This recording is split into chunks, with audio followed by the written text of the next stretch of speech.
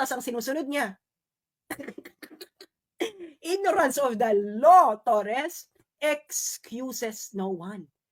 Ignorant ka, Torres, sa batas na pinapatupad mo, which according to you is the law of ICC. But according to the law of ICC, Torres, at kayong mga sundalo at mga pulis dyan, dapat hinarap ninyo si Duterte sa competent judicial authority.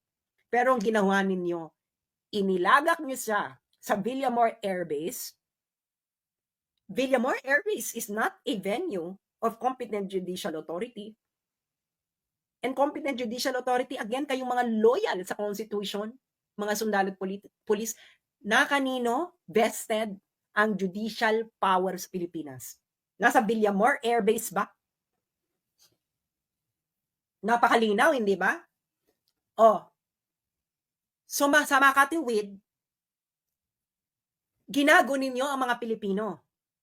Ginagago ninyo ang mga sarili ninyo. Ginagago ninyo, kayong mga pulis at mga sundalo, ginagago ninyo mga anak ninyo at mga asawa ninyo at pamilya ninyo at ang susunod na henerasyon. Sumunod kayo sa kautusan ng bangag na hindi alam ang batas na dapat ay pinapatupad ninyo. Saan kayo ngayon loyal? Sa Constitution? O nasaan sa Constitution na tama yung ginawa ninyo?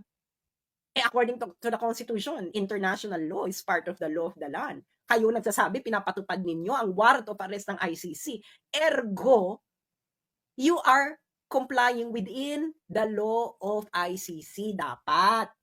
Nag-comply ba kayo? No. Ba't hindi kayo nag-comply? Dahil hindi nyo alam ang batas. Is that an excuse? Ignorance of the law excuses no one.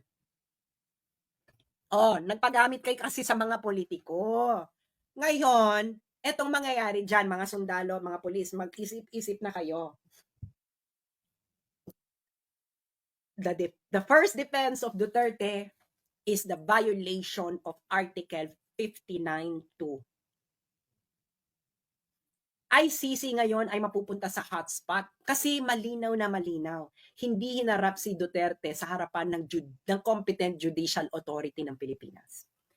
Pag nagsalita ang ICC na okay lang na hindi iharap sa competent judicial authority, ICC will be violating its own rule. Napakalinaw, this is ordinary meaning ng language principle.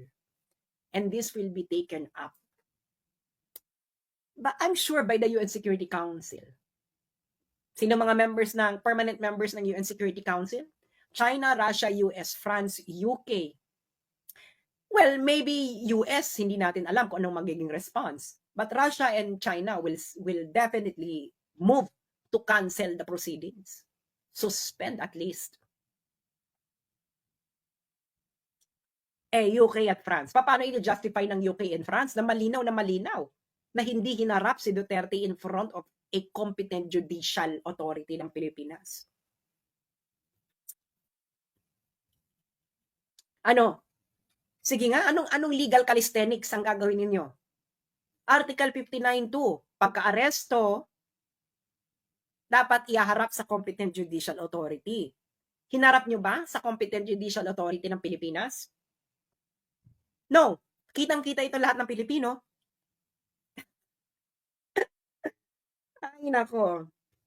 Digong, yung mga nandun sa dahig kay Digong, you're going to be free there because your rights were not respected by the custodial state. You will. When you come back to the Philippines, take maybe airline associated with Russia or with China. Tapos dumuan ka dun sa safe na ruta. And then when you come back, finish what you started, Digong. Yung mga sundalo dyan at mga pulis, anong batas ang sinunod ninyo? Paki-justify sa Pilipino. According to the ICC statute, Article 59.2, pagka-aresto, iyaharap nyo dapat sa competent judicial authority yung inaresto ninyo.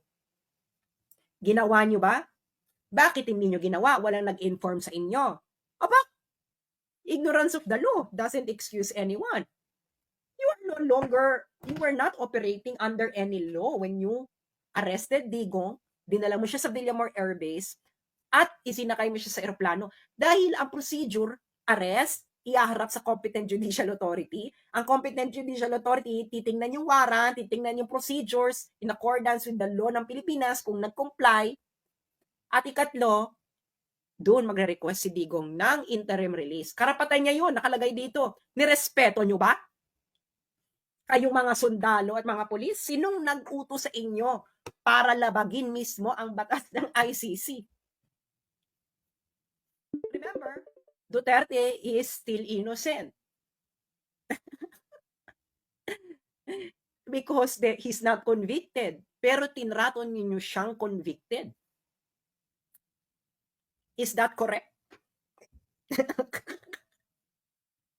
Duterte will be returned. Okay? If alive, maybe itong mga taong to will have mercy. Kaya kayong mga taga Mindanao na nakikinig sa akin, naintindihan niyo ba yung sinabi ko? Ginago ang kauna-unahang presidente ng Mindanao. Malinaw ang pagkakadiscuss ko dito. Very tight. Malinaw ang proceedings. Hindi ginawa. You all have the right to be angry because everything that happened is a fruit of a poisonous tree. Everything that happened has no legitimacy. Ergo. Diba? Tama? Yung mga law professors.